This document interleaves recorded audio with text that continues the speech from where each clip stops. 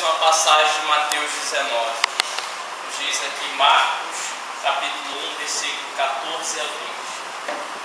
Depois que João foi preso, veio Jesus para a Galiléia, proclamando o Evangelho de Deus. Cumpriu-se o tempo e o reino de Deus está próximo. Arrependei-vos e crede no Evangelho. Caminhando junto ao mar da Galiléia, viu Simão e André, o irmão de Simão. Lançaram a rede ao mar, pois eram pescadores. Disse-lhes Jesus: vinde em meu seguimento, e eu farei de vós pescadores de homens. Imediatamente, deixando as redes, eles o seguiram. Um pouco adiante viu Tiago, filho de Zebedeu, e João, seu irmão, eles também no barco, consertando as redes.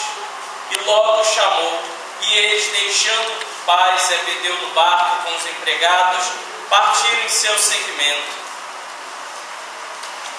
Depois, Mateus 19, capítulo 19, versículo 1 ao seguinte: quando Jesus terminou essas palavras, partiu para a Galiléia e foi para o território da Judéia, além do Jordão. Acompanharam-no grandes multidões e ali os curou. Alguns fariseus se aproximaram-se dele, querendo pô-lo à prova, e perguntaram: é lícito repudiar a mulher por algum motivo? Ele respondeu: não lestes que desde o princípio o Criador os fez homem e mulher, e que disse: por isso o homem deixará pai e mãe e se unirá à sua mulher, e os dois serão uma só carne, de modo que já não são dois, mas uma só carne. Portanto, que Deus uniu, o homem não deve separar. Eles, porém, objetaram: por que então ordenou Moisés que se desse carta de divórcio quando repudiasse? Ele disse: Moisés, por causa da dureza dos vossos corações, vos permitiu repudiar vossas mulheres, mas no princípio não era assim. E eu vos digo que todo aquele que repudiar sua mulher, exceto por motivo de prostituição, desposar outra, comete adultério. Os discípulos disseram: se é assim a condição do homem em relação à mulher, não vale a pena casar-se. Ele acrescentou: nem todos são capazes de compreender essa palavra, mas só aqueles a quem é concedido. Com efeito, há eunucos que nasceram assim do ventre materno, e há eunucos que foram feitos eunucos pelos homens, e há eunucos que se fizeram eunucos por causa do reino dos céus. Quem tiver capacidade para compreender, compreenda. Então, o padre leu essas duas passagens para partilhar um pouquinho. A primeira que mostra a vocação dos primeiros apóstolos, a vocação que o Senhor Jesus chamou a cada um deles, que tinham cada um modo diferente de ser, cada um tinha uma atividade diferente, cada um tinha um dom diferente, não eram os melhores daquela região, não foram os melhores em capacidades intelectuais, em capacidades físicas, mas foi aquele que Deus quis e foi aqueles que Deus chamou. Depois o padre lê essa outra passagem que nos mostra que nem todos são chamados ao sacerdócio, nem todos são chamados à vida matrimonial. Então, e vemos que aqueles que são chamados ao sacerdócio já começam a viver uma realidade já de modo antecipado, aquela realidade que nós vamos viver na escatologia, que todos seremos como irmãos. Padre, como vocês já sabem, vive realmente, é chamado a viver o celibato, é chamado a viver a castidade, que todos nós somos chamados a vivenciar. Às vezes os jovens se espantam, mas hoje a gente tem comunidades e mais comunidades que não são nem sacerdotes e que buscam viver também o celibato. Então poderíamos partilhar ainda muitas passagens. Vemos vocação de Davi, que foi escolhido para estar à frente do povo de Deus, não porque era o mais forte, que nós bem sabemos pela palavra de Deus, eram os mais franzinos, tinha, assim como nos diz a palavra de Deus, naquela realidade uma grande beleza, mas era muito franzino, e sabemos que o rei, naquela época, tinha que ter toda uma robustez, que ele ficava à frente sempre do seu exército nos campos de batalha. E No entanto, aquele que Deus quis chamar foi Davi, tanto é que sabemos que foi chamado todos os filhos, do pai de Davi, para que pudesse ver de fato aquele que Deus havia escolhido. E depois, só por último, foi mandado Davi, por ser o mais jovem, mais franzino, não se esperava que Deus havia escolhido ele. Então vemos que Deus tem o seu critério, Deus tem os seus caminhos, e uma realidade é que a gente sempre, quando escuta o chamado de Deus, nós nos santificamos e ajudamos a santificação dos outros, sempre vivendo a vocação que Deus nos chama. Então Deus tem uma vocação para cada um, uns para a vida matrimonial, outros para o sacerdócio, outros para a vida religiosa, com nossas irmãs que vão partilhar um pouquinho. Importante nós nos colocarmos diante de Deus e pedir que Deus nos mostre qual é a nossa vocação. Se nós estamos realmente atentos àquilo que Deus nos fala, tomando posse da vocação que Deus chama a cada um de nós, com certeza essa vocação, trilhando essa vocação, esse será o caminho mais fácil, o caminho mais fecundo para a minha santidade, para a minha salvação e daqueles que Deus vier a me confiar a cada um de nós. Então, eu sou um pai, como já partilhei com vocês, que curti bastante como vocês na juventude de vocês. Graças a Deus fui bem enraizado, cresci de pequeno, bem enraizado na religião, na caminhada de fé, mas na minha adolescência, lá pelos 15, me afastei um pouquinho de Deus, até porque muitas facilidades de divertimento, ganhava relativamente bem para minha época, para quem tinha 15 anos, eu ganhava uns 3 salários mínimos e meio, então tinha dinheiro para gastar. Então a facilidade, você acaba descambando um pouquinho. Aí eu comecei a me afastar, comecei só a ir à missa, principalmente depois da crisma, e daqui a pouco indo só à missa, o meu partido, daqui a pouco você não está indo mais em nada, né?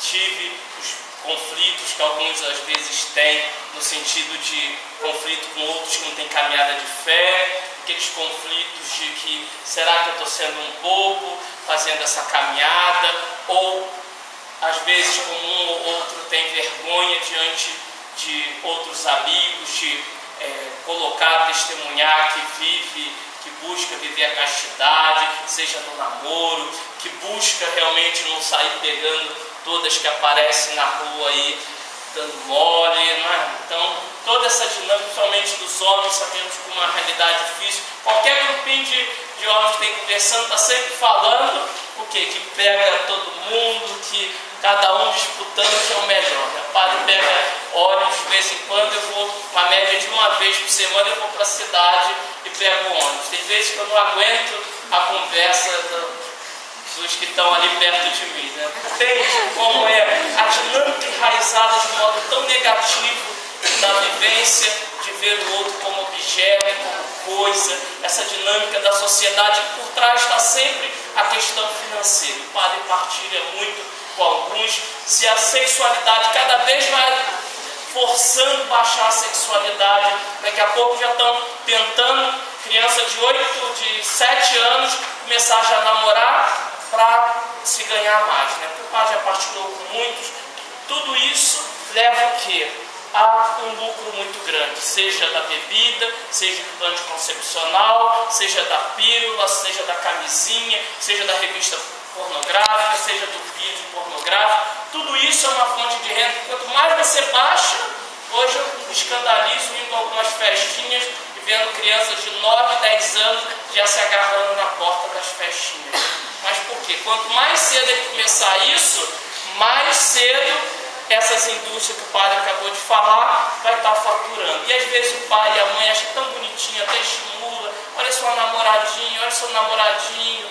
Isso deveria ser uma coisa cortada de modo radical, porque isso só estimula o lucro dos outros, só estimula uma depreciação do homem e da mulher.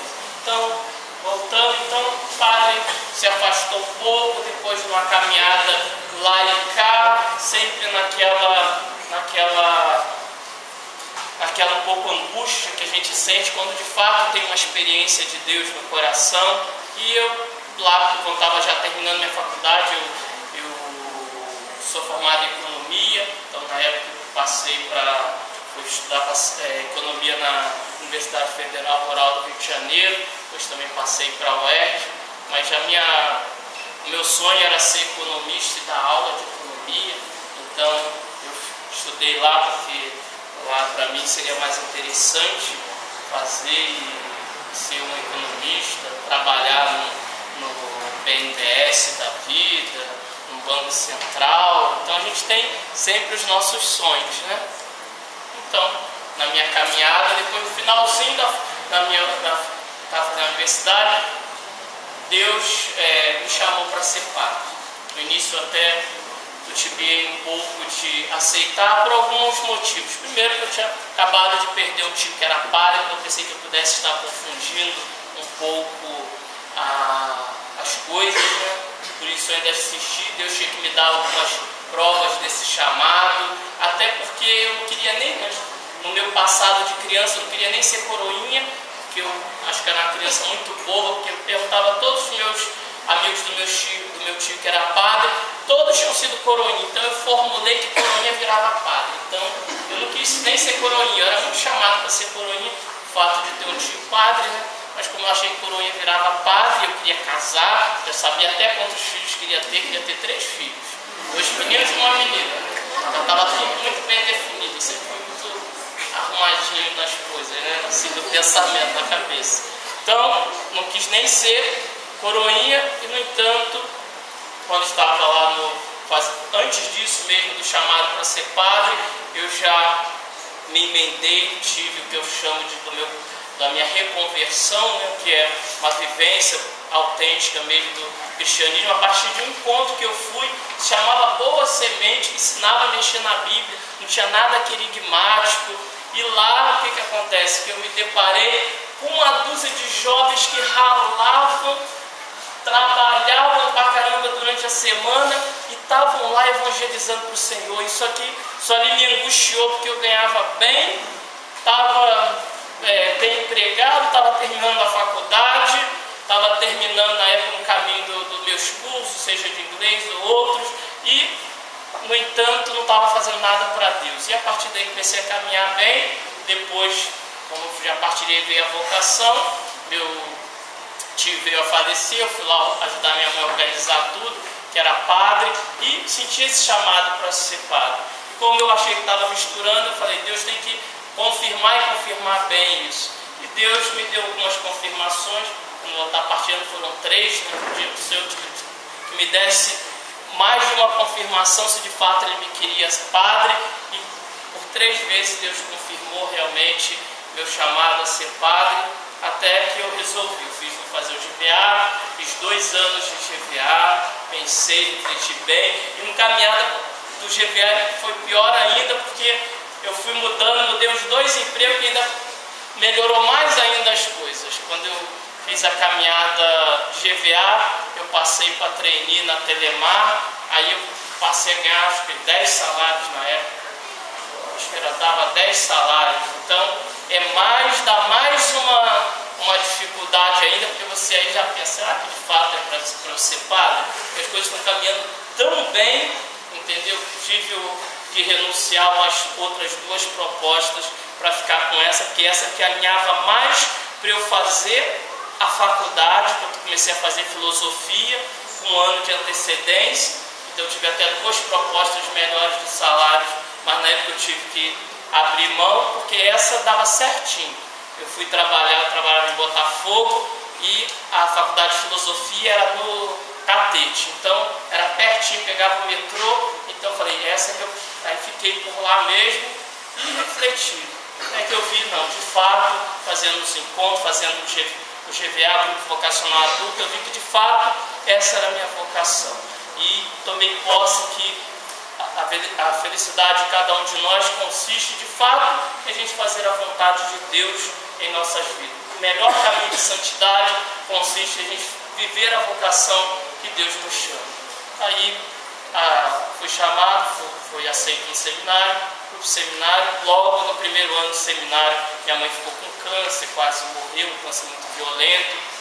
Muitos acompanharam, teve, aliás, muitos acompanharam bem depois, né? Mas no início, o pessoal do povo do seminário, alguns amigos mais lá da nossa paróquia de origem. Então minha mãe teve um câncer muito violento, ela quase morreu. Foi no baço, pâncreas, estômago, em 4 lugares. Aí ela tirou boa parte do estômago, tirou o baço todo, tirou uma parte do pâncreas, ficou diabética, aí quase morreu. Foi realmente um ano difícil no seminário, mas tudo caminhou, Deus providenciou tudo. Sou sincero que a gente também tem esse lado material, a gente para pensar em como viver da providência. Depois eu caminhava independente desde os 14 anos, que minha mãe precisava comprar uma bala para mim, mais, né, desde os 13 para 14 anos, e de repente viver totalmente da providência, né? Então a gente para pensar tudo isso, mas Deus sempre foi providente. Todo o meu período de seminário, Deus sempre foi providente. Falo que o seminário foi quase um céu, mesmo tendo todas as suas dificuldades de seminário, dificuldades às vezes em algumas paróquias, algumas coisas realmente foram difíceis na caminhada, mas nada que a graça de Deus superasse tudo isso. E depois cheguei aqui em 2007, depois de passar por várias paróquias, que alguns de vocês eu tive a alegria já de ter uma amizade antes mesmo do sacerdócio. Então chegou o momento do diaconato, fui ordenado diácono transitório já na expectativa do sacerdócio, e dia 31 de maio de 2008 fui ordenado padre. Eu fui ordenado padre, fiquei na paróquia, foi designado, eu estava aqui, foi designado para...